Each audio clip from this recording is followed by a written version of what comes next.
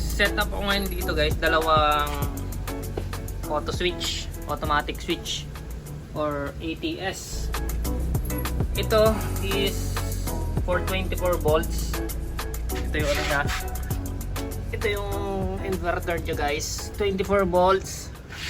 Tapos ito naman for 12 volts ito.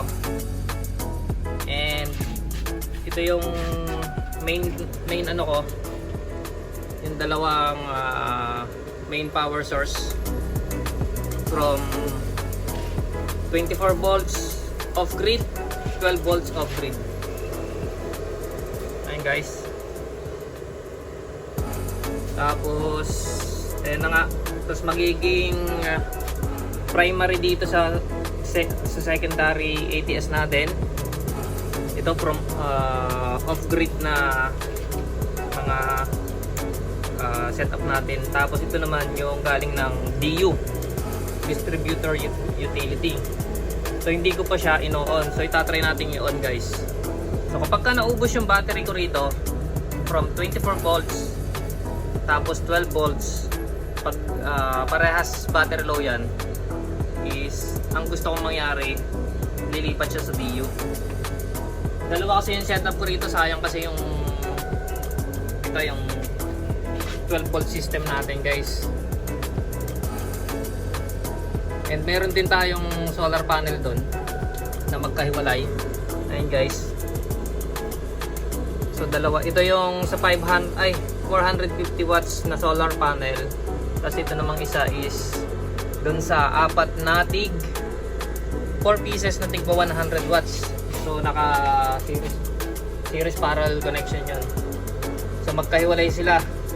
Magkaiba ng SCC, solar charge controller, kasi magkakaibang power wattage siya. And para maano, fully use natin yung capacity ng yung power rating ng mga panel natin.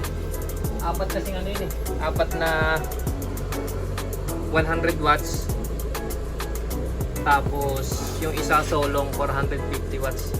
So kumukon pa yung compressor guys mamaya. So tingnan natin. So i-on na natin yung ano ito. Tapos on din natin yung DU natin. Okay. Galing ng panel ko yan. So nag-on na yung DU. And try nating patayin yung main source natin guys.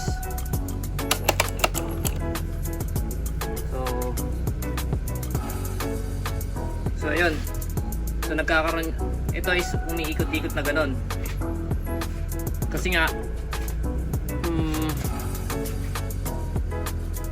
magkakaroon ng ano rito ng fluctuation, yung loss connection ng ano ng DU.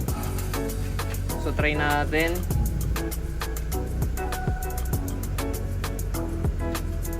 Try naman natin patayin to. Alright, so hindi siya umano. Hindi naman siya bumalik-balik. Ngayon gawin natin, buksan natin yung 12 volts. Alright. So pagka ito naman yung 24 volts, yung priority natin talagang ano. Try nga natin. Alright, so hindi na siya umano. Pag namatay lang tong ano guys, ito yung 24 volts.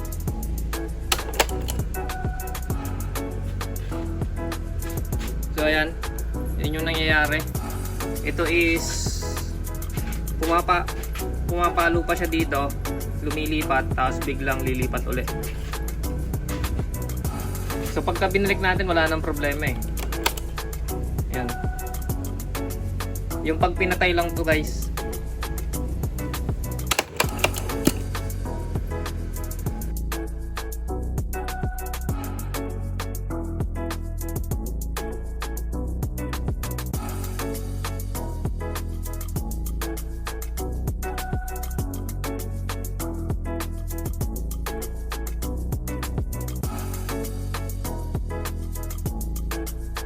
Delikado guys. Kailangan naka-manual. So hindi siya pwede.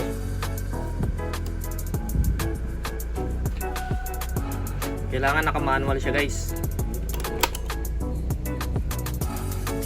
So kailangan to naka-manual. Hindi siya pwedeng naka-automatic kasi nagkakaroon ng fluctuation.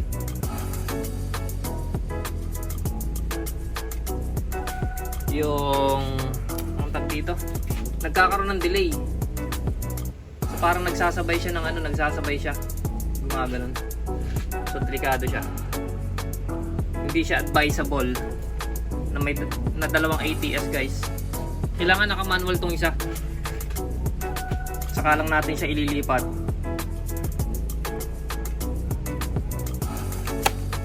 Ayan. Manually na lang pagka naubos tong ano, itong main source natin. So hindi siya pwede. Kasi pag naubos siya, yung 24 volts, magkakaroon dito ng loose contact ng input. So magkakaroon ng problema dito sa ano, sa secondary ATS natin. Hindi siya pwede guys. So manual to, manual. And para ma-utilize natin yung tatlong setup natin, 24 volts, 12 volts, tsaka yung DU, ang gagawin na lang natin is naka-manual tong ano na to, itong isa na to. So yun lang, yun ang ating gagawin. So yun lang guys, thank you very much for watching, and sana may nakuha kayong konting idea. So nag-experiment tayo ng mga ginagawa natin dito sa ating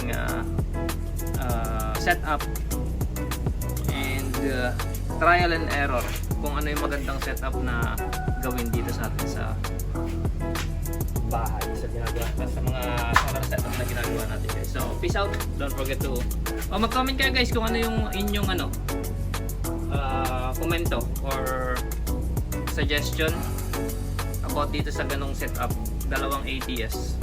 Peace out.